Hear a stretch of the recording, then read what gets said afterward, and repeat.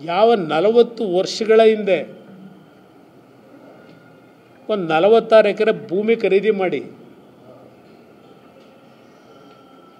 ಅತ್ಯಂತ ಪ್ರಾಮಾಣಿಕವಾಗಿ ಒಬ್ಬ ರೈತನ ದುಡಿಮೆಯನ್ನು ಒಂದು ಭೂಮಿಲಿ ಏನು ಮಾಡ್ಕೊಂಡ್ಬಂದಿದ್ದೇನೆ. 40 ವರ್ಷದಲ್ಲಿ ಎಂದೂ ಸಹ ಇಷ್ಟು ದೊಡ್ಡ ಮಟ್ಟದಲ್ಲಿ ದ್ವೇಷದ ರಾಜಕಾರಣ, ಅಧಿಕಾರಿಗಳನ್ನು ದುರುಪಯೋಗ ಪಡಿಸ್ಕೊಳ್ತಕ್ಕಂಥವ್ರ ಮುಖಾಂತರ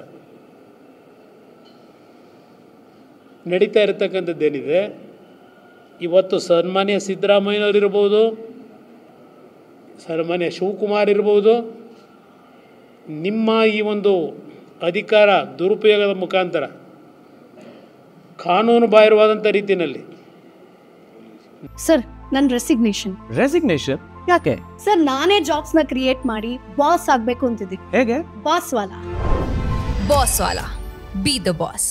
ನನ್ನ ಮೇಲೆ ಅತಿಕ್ರಮಣ ಮಾಡಲಿಕ್ಕೆ ಹೊರಟಿದ್ದೀರಿ.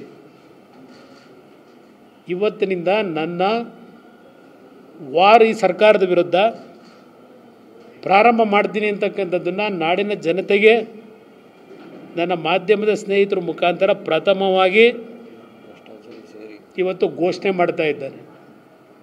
ಹಿಂದಿನ ಒಂದು ಸರ್ಕಾರದಲ್ಲಿ ದೇವೇಗೌಡರ ಕುಟುಂಬ ಮುಗಿಸ್ತೀವಿ ಅಂತ ಹೇಳಿದ್ರು, ಕೆಣಕೋದ್ರು. ಆಮೇಲೆ ಏನೇನು ಡೆವಲಪ್ಮೆಂಟ್ ಆಗಿದೆ ಅದನ್ನು ಈಗ ಚರ್ಚೆ ಮಾಡೋದು ಅವಶ್ಯಕತೆ ಇಲ್ಲ. ನಮ್ಮ ಕುಟುಂಬಕ್ಕೆ ಸನ್ಮಾನ್ಯ ದೇವೇಗೌಡರ ಕಾಲದಿಂದ ಈ ರೀತಿಯ ಹಿಂಸೆ ಅನುಭವಿಸ್ಕೊಂಡ್ಬಂದಿರ್ತಕ್ಕಂಥ ನಮ್ಗೆ ಇದೇನು ಹೊಸ್ತಲ್ಲ.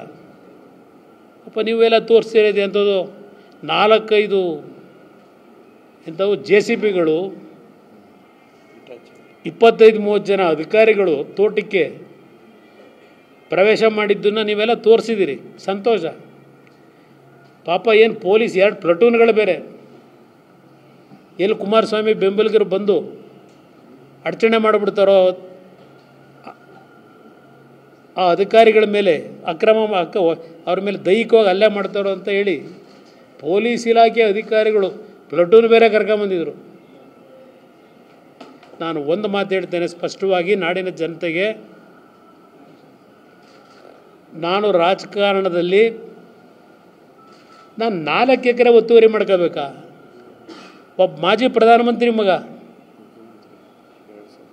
2 ಬಾರಿ ಮುಖ್ಯಮಂತ್ರಿ ಆದಂತನು 4 ಎಕರೆ ಭೂಮಿ ಒತ್ತುವರಿ ಮಾಡ್ಕೋಬೇಕಾ? ಅವ್ರು ಯಾರೋ ಪಾಪ ಸಮಾಜ ಪರಿವರ್ತನಾ ಅಂತ ಇವರು, ಅವರು ಅದಕ್ಕೆ ಅದು ಹೇಳಿದ್ದು ಹೇಳ್ತಾ ಇದ್ದೀನಲ್ಲ, ಅದೆಲ್ಲ ಈಗಲೂ ಹೇಳ್ತಾರೆ. ಅಲ್ಲೆಲ್ಲ ಹುಬ್ಳಿ ಒಳಗೆ ಮೊನ್ನೆ 71 ಎಕರೆ ಸರ್ಕಾರಿ ಗೋಮಾಳ ಒತ್ತುವರಿ. ನಾನು ಸೂಪರ್ದಿಲ್ ಇರೋದೇ 47 ಎಕರೆ. 71 ಎಕರೆ ಗೋಮಾಳ ಇಲ್ಲಿ ಒತ್ತುವರಿ ಮಾಡ್ಕೊಳ್ಳಿ. ನಾನು ಗೋಮಾಳ ಒತ್ತುವರಿ ಮಾಡ್ಕೊಂಡಿದ್ದೀನಿ. ನಾನು ಹಲವಾರು ಬಾರಿ ಹೇಳಿದ್ದೀನಿ, ಸರಿಪಡಿಸ್ಕೊಳ್ರಪ್ಪ, ಮಾಡ್ಕೊಳ್ರಪ್ಪ, ತಗೊಂಬಿಡಿ ಅಂತ ಹೇಳಿ. ಇಷ್ಟು ಮಟ್ಟಿಗೆ ಈ ರೀತಿ ನೀಚತನದಲ್ಲಿ ಒಬ್ಬ ವ್ಯಕ್ತಿಯ ಕ್ಯಾರೆಕ್ಟರ್ ಅಸೋಸಿಯೇಷನ್ ಮಾಡಬಾರ್ದು. ದಾಖಲೆ ಇದ್ದರೆ ಬಿಡುಗಡೆ ಮಾಡಿ. ಅತಿಕ್ರಮಣ ಮಾಡಿದರೆ ಇಲ್ಲ ಅಕ್ರಮವಾಗಿ ಏನಾದರೂ ಸಂಪಾದನೆ ಮಾಡಿದರೆ ಆ್ಯಕ್ಷನ್ ತಗೊಳ್ಳಿ. ಇವತ್ತು ಈ ಸರ್ಕಾರದಲ್ಲಿರ್ತಕ್ಕಂಥ ಭಾಳ ವ್ಯಕ್ತಿಗಳೇನಿದ್ದಾರೆ ರಾಜಕಾರಣದಲ್ಲಿ, ಅಧಿಕಾರದಲ್ಲಿ, ಇವತ್ತು ನನ್ನ ಒಂದು ಆಸ್ತಿಯ ವಿಷಯದಲ್ಲಿ ರಾಜ್ಯದಲ್ಲಿ ನಾಡಿನ ಜನತೆ ಮುಂದೆ ಏನೋ ಕುಮಾರಸ್ವಾಮಿ ಅಪರಾಧ ಮಾಡಿದ್ದಾನೆ ಅಂತಕ್ಕಂಥದ್ದು ಬಿಂಬಿಸ್ಲಿಕ್ಕೆ ಏನು ಹೊರಟಿದ್ದೀರಿ? ನಾನೇನು ರಾಜಕೀಯದಿಂದ ಪಲಾಯನವಾದ ಮಾಡಲ್ಲ. ಪಾಪ ಮುಖ್ಯಮಂತ್ರಿಗಳು ಹೇಳಿದ್ದಾರೆ, ಮುಂದಿನ 10 ವರ್ಷವೂ ನಾವೇ ಇರ್ತೀವಿ, 2028ಕ್ಕೂ ನಾವೇ ಬರ್ತೀವಿ ಅಂತ ಹೇಳಿದ್ದಾರೆ. ಇದನ್ನು ಹಿಂದೆ ಇದ್ದಂಥ ಆಡಳಿತ ನಡೆಸಿದಂಥವ್ರು ಭಾಳ ಜನ ಹೇಳಿದ್ರು. ಕಳೆದ 20 ವರ್ಷದಲ್ಲಿ ಚುನಾವಣೆ ಆದಮೇಲೆ ಏನೇನಾಯಿತು, ಜನ ಏನು ತೀರ್ಮಾನ ಮಾಡಿದ್ರು ನಮ್ಮ ಕಣ್ಣು ಮುಂದೆ ಇದೆ. ಯಾರಿಗೂ ಏನೋ ಅದೇನು ಶಾಶ್ವತ ಅಲ್ಲ. ಆದರೆ ಇವತ್ತು ರಾಜಕಾರಣದಲ್ಲಿ ಅಧಿಕಾರ ಸಿಕ್ಕಿದಾಗ ಯಾವ ರೀತಿ ನಡ್ಕೋಬೇಕು ಅಂತಕ್ಕಂಥ ನನಗೆ ಜ್ಞಾನೋದಯ ಈ ಸರ್ಕಾರದ ತೀರ್ಮಾನಗಳಿಂದ ಆಗಿದೆ.